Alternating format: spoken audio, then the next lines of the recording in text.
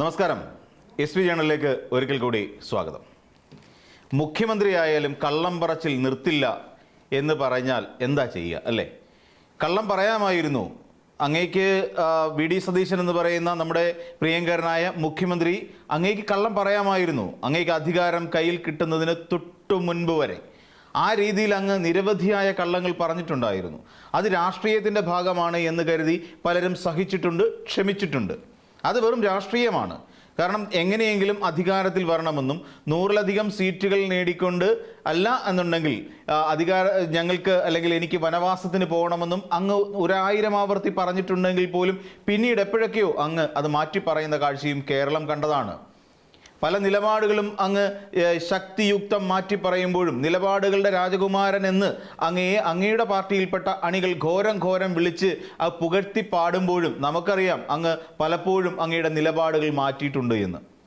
അങ്ങ് ഉയർത്തിപ്പിടിച്ച ഏറ്റവും പ്രധാനപ്പെട്ട നിലപാട് രാഹുൽ മാങ്കൂട്ടത്തിൽ എന്ന് പറയുന്ന ചെറുപ്പക്കാരനായ ഒരാൾക്കെതിരെ ഒരു കുറ്റകരമായ സ്ത്രീപീഡന പരാതി ഉയർന്നപ്പോൾ അകറ്റി നിർത്തി എന്നുള്ളത് മാത്രമാണ് പോസിറ്റീവായി അങ്ങെടുത്ത ഒരൊറ്റ നിലപാട്. അല്ലാതെ മറ്റൊരു നിലപാടും അങ്ങ് സ്വീകരിച്ചിട്ടില്ല. പലപ്പോഴും ജമാഅത്തെ ഇസ്ലാമിയുടെ കാര്യത്തിൽ, SDP-യുടെ കാര്യത്തിലൊക്കെ അങ്ങ് എടുത്തിരിക്കുന്നത് വെറും എന്താ പറയുക, അങ്ങോട്ടും ഇങ്ങോട്ടും മാറിപ്പോകാൻ സാധ്യതയുള്ള നിലപാടുകൾ മാത്രമാണ്.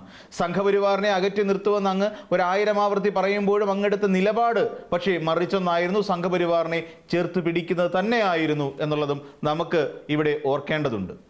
അതൊക്കെ അങ്ങ് മുഖ്യമന്ത്രിയാകുന്നതിന് മുൻപ് വരെ ഉണ്ടായിരുന്ന രാഷ്ട്രീയ കാരണങ്ങളാണ് അതിൻ്റെ പിന്നിലുള്ളത് എന്ന് നമുക്കെല്ലാവർക്കും അറിയാം. എങ്ങനെയും മുഖ്യമന്ത്രിയാവുക എന്നുള്ളതായിരുന്നു അങ്ങയുടെ പരമപ്രധാനമായ ലക്ഷ്യം.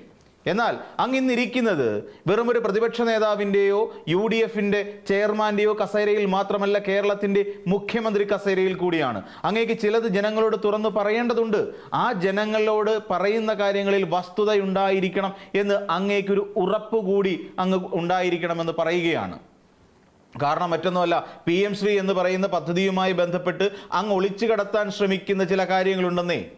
എന്തുകൊണ്ടാണ് അങ്ങ് പറയാൻ ശ്രമിക്കുന്നത്? കഴിഞ്ഞുപോയ സർക്കാർ ഇവിടെ PM ശ്രീ പദ്ധതി നടപ്പിലാക്കാൻ വേണ്ടി കേന്ദ്രവുമായി ഒപ്പുവെച്ച കരാറുണ്ട് ഇവിടെ എന്നാണ് അങ്ങ് പറയാൻ ഉദ്ദേശിക്കുന്നത്. അതുകൊണ്ട് ഞങ്ങൾക്ക് എങ്ങനെയും ഈ പദ്ധതിയുമായി മുന്നോട്ട് പോയേ പറ്റൂ എന്ന് പറയുന്ന ഒരു ദുരവസ്ഥയുമുണ്ട് എന്നങ്ങ് പറഞ്ഞു വെക്കുകയാണ്. അക്ഷരാർത്ഥത്തിൽ അതാണോ സത്യം? ഇവിടെ എന്താ അങ്ങ് ചെയ്തത്? നിങ്ങൾക്ക്, അതായത് UDF-ൻ്റെ നിലപാട് സംഘപരിവാറിനോട് പൊരുത്തപ്പെട്ട് പോവുക എന്നുള്ളതാണ്. KM ഷാജി എന്ന് പറയുന്ന ഒരാൾ പ്രസംഗ മധ്യേ പറഞ്ഞിരുന്നു, ഞങ്ങൾ ഇപ്പോൾ ഈ PM ശ്രീ പദ്ധതി ഞങ്ങളെടുത്ത് തോട്ടിൽ കളയുമെന്ന്. എന്തേ KM ഷാജി, അങ്ങേക്ക് ആ പദ്ധതി എടുത്ത് തോട്ടിൽ കളയാൻ പാകത്തിനുള്ള ഒരു തോട് കണ്ടു കിട്ടിയില്ല എന്നുണ്ടോ അങ്ങ് മലപ്പുറത്തും അരീക്കോടുമൊക്കെ? ഇവിടെ നമ്മൾ മനസ്സിലാക്കേണ്ടത്, മുൻപുണ്ടായിരുന്ന സംസ്ഥാന സർക്കാരിനെ ചാരി അല്ലെങ്കിൽ ഇടതുപക്ഷ സർക്കാരിനെ ചാരി അവരിൽ കുറ്റം ആരോപിച്ചുകൊണ്ട് സ്വയം തടി കഴിച്ചിലാക്കുന്ന ഒരു പ്രത്യേകതരം സ്വഭാവ സവിശേഷതയാണ് ഇപ്പോൾ നമ്മുടെ VD സതീശൻ എന്ന് പറയുന്ന മുഖ്യമന്ത്രി സ്വീകരിച്ചിരിക്കുന്നത് എന്ന് പറയേണ്ടി വരും. കാരണം കഴിഞ്ഞ ഒക്ടോബർ മാസത്തിലായിരുന്നു ഇതുമായി ബന്ധപ്പെട്ട ഒരു MOU സംസ്ഥാനവും കേന്ദ്രവും തമ്മിൽ എഴുതിയത്. എന്തുകൊണ്ടാണ്? ഈ കേന്ദ്രത്തിൽ നിന്ന് SSA ഫണ്ട് എന്ന് പറഞ്ഞുകൊണ്ട് സർവശിക്ഷാ അഭിയാന്റെ ഫണ്ട് നമുക്ക് ലഭിക്കാനുണ്ട്. അത് ഏകദേശം 1500 കോടി രൂപയോളം വരും. അപ്പോൾ അവരൊരു കാര്യം കൊണ്ടുവച്ചു, ഈ 1500 കോടി രൂപ നിങ്ങൾക്ക് ഞങ്ങൾ തരണമെങ്കിൽ PM ശ്രീ എന്ന് പറയുന്ന പദ്ധതിയിൽ നിങ്ങൾ ഒപ്പുവയ്ക്കണം. ഇതുമായി ബന്ധപ്പെട്ടുകൊണ്ട് ഒരു ധാരണാപത്രത്തിൽ കഴിഞ്ഞ ഒക്ടോബറിൽ സംസ്ഥാന സർക്കാർ ഒപ്പുവയ്ക്കുകയായിരുന്നു. എന്നാൽ അതിനെ തുടർന്ന് ഇവിടെ UDF ഉയർത്തിക്കൊണ്ടുവന്ന വലിയ വിവാദം ആലോചിച്ച് നോക്കിക്കോളൂ. ഇന്ന് കൂട്ടിൽ കയറിയിരിക്കുന്ന ഒരു രാഹുൽ മാങ്കൂട്ടത്തിൽ എന്ന് പറയുന്ന ഒരാൾ അവിടെ ഇരുന്നുകൊണ്ട് സംഘിക്കുട്ടൻ എന്നായിരുന്നു ഇവിടെ നമ്മുടെ V ശിവൻകുട്ടി എന്ന് പറയുന്ന അന്നത്തെ വിദ്യാഭ്യാസ വകുപ്പ് മന്ത്രിയെ വിളിച്ച് കളിയാക്കിയത്. എന്നാൽ ഇപ്പോൾ പറയുന്നത് അതായത് സർക്കാർ പണം വാങ്ങിയിട്ടുണ്ട്, 1500 കോടി രൂപ തടഞ്ഞു വെച്ചിരിക്കുകയാണ്. SSA fund PM ശ്രീയുടേതല്ല എന്നോർത്തുകൊള്ളുക. SSA fund എന്നുള്ള നിലയിൽ നിന്നുകൊണ്ട് 2023-24 നമുക്ക് ലഭിക്കേണ്ടത് 185.50 കോടി രൂപയും 24-25 വിദ്യാഭ്യാസ വർഷത്തിൽ നമുക്ക് ലഭിക്കേണ്ടത് 513.54 കോടിയും 2025-26 കാലഘട്ടത്തിൽ നമുക്ക് 456.01 കോടി രൂപയും നമ്മുടെ സംസ്ഥാനത്തിൽ ലഭിക്കേണ്ടതുണ്ട്. ഇതുമായി ബന്ധപ്പെട്ടുകൊണ്ട് PM ശ്രീയുടെ ഫണ്ടല്ല ഞങ്ങൾ നൽകിയത് എന്ന് വളരെ കൃത്യമായി കേന്ദ്ര സർക്കാർ തന്നെ സുപ്രീം കോടതിയിൽ അഫിഡവിറ്റ് നൽകിയിട്ടുമുണ്ട്. അതായത് MOU ഒപ്പിട്ടു. അതായത് 99 കോടി രൂപയാണ് ഈ MOU ഒപ്പിട്ടതിനെ തുടർന്ന് സംസ്ഥാനത്തിന് കൈമാറിയത്. എന്നാൽ ഈ തുക PM ശ്രീ പദ്ധതിയുടേതാണ് എന്ന് ആര് വാദിക്കുന്നു? UDF വാദിക്കുന്നു. ഇതാണ് സിമ്പിളായി പറഞ്ഞാൽ. UDF പറയുന്നത് എന്താ?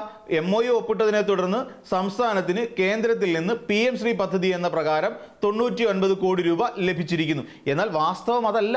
അതാണ് ഞാൻ നേരത്തെ സൂചിപ്പിച്ചത്.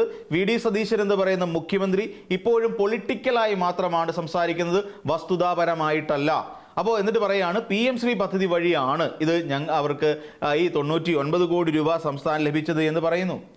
ഇപ്പോൾ നമ്മൾ നോക്കുക 2023 മുതൽ 26 വരെയുള്ള കാലഘട്ടത്തിൽ 1158.13 കോടി രൂപ നമ്മുടെ സംസ്ഥാന സർക്കാരിന് ലഭിക്കേണ്ടതുണ്ട്.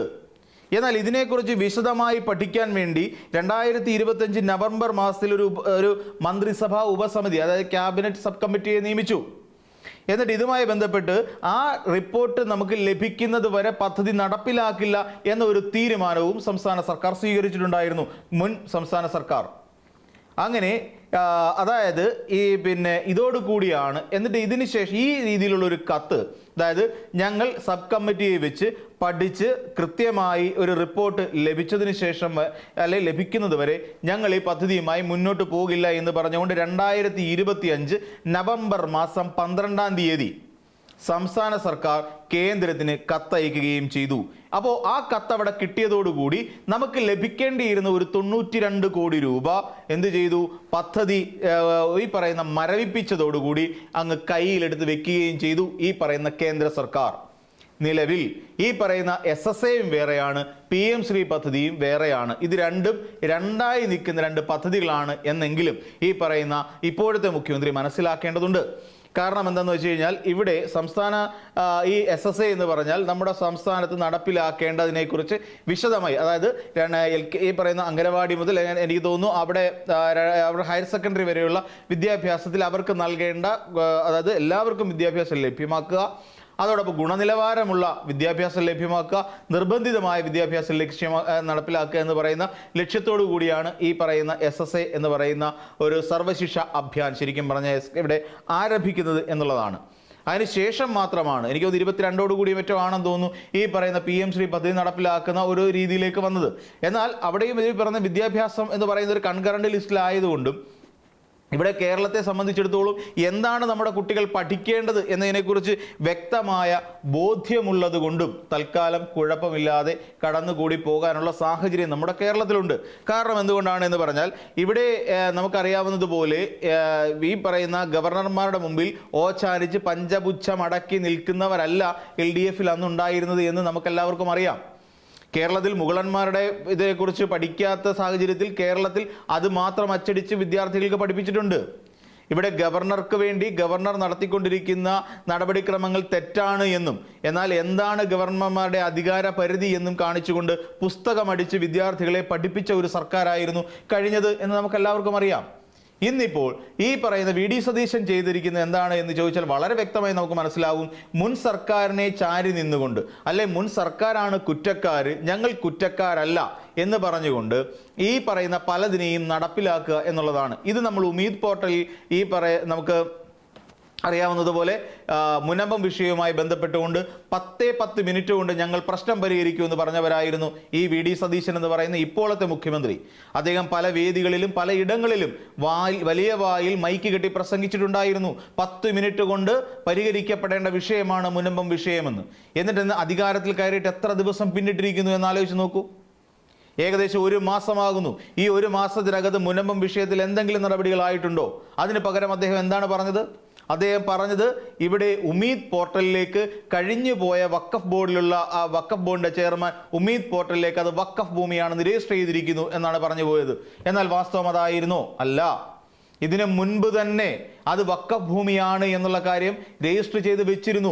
പിന്നീടാണ് ഉമീദ് പോർട്ടൽ ഉണ്ടാകുന്നതും ആ രജിസ്റ്റർ ചെയ്ത് വെച്ചിരുന്ന സാധനം ഉമീദ് പോർട്ടലിലേക്ക് ചേർക്കുക മാത്രമാണ് ചെയ്തത് എന്നുള്ളതാണ് വസ്തുതാപരമായ കാരണമെന്ന് ജനങ്ങൾക്ക് ബോധ്യപ്പെട്ടില്ലേ? അപ്പോൾ എന്തിനായിരുന്നു അങ്ങനെ ഒരു കള്ളം പറഞ്ഞത്? അതൊരു വലിയ കള്ളമായിരുന്നില്ലേ? ഈ കാര്യങ്ങളെല്ലാം അറിഞ്ഞു വെച്ചുകൊണ്ട് വെറും രാഷ്ട്രീയ ലാഭത്തിന് വേണ്ടി 10 മിനിറ്റിന്റെ കണക്ക് എന്തിനാണാവോ അങ്ങെടുത്ത് പുറത്തേക്കിട്ടത്? അപ്പോൾ ഈ രീതിയിലെല്ലാം ഇപ്പോൾ കഴിഞ്ഞുപോയ സർക്കാരിനെ രാഷ്ട്രീയമായി വീണ്ടും വേട്ടയാടിക്കൊണ്ട് ഞാൻ പറയുന്നതാണ് ശരിയെന്നും എന്ന് ജനങ്ങളെ ബോധ്യപ്പെടുത്താൻ വേണ്ടി നടത്തുന്ന വെറും നാടകം മാത്രമല്ലേ ഇത്? എന്ന് വെച്ചാൽ പച്ചയ്ക്ക് പറഞ്ഞാൽ വീണ്ടും വീണ്ടും അങ്ങ് മുഖ്യമന്ത്രി ആയിരിക്കുന്ന കാലത്തും വീണ്ടും വീണ്ടും അങ്ങ് കള്ളം പറഞ്ഞുകൊണ്ടേയിരിക്കുന്നു എന്നാണ് പൊതുജനത്തിന് മനസ്സിലാവുക. ഇപ്പോൾ അതെ ഈ പറയുന്ന PM ശ്രീ പദ്ധതി ഒപ്പിടണമെങ്കിൽ നിങ്ങൾക്ക് ഒപ്പിട്ടോളൂ.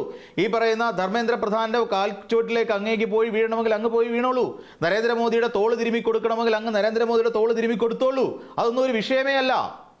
ഈ പറയുന്ന നമുക്കറിയാവുന്ന പോലെ രാജേന്ദ്ര വിശ്വനാഥ് ആർലേക്കർ എന്ന് പറയുന്ന ഒരു ഗവർണർക്ക് ഈ കേരളത്തിൽ എവിടെയും സംഘീവൽക്കരണം നടത്താം. നമ്മുടെ കേരളത്തിലെ സർവകലാശാലകളിൽ സംഘീവൽക്കരണം നടത്താൻ കഴിയും. അതിനുള്ള അനുമതി അങ്ങ് കൊടുക്കുന്നെങ്കിൽ അങ്ങ് കൊടുത്തോളൂ.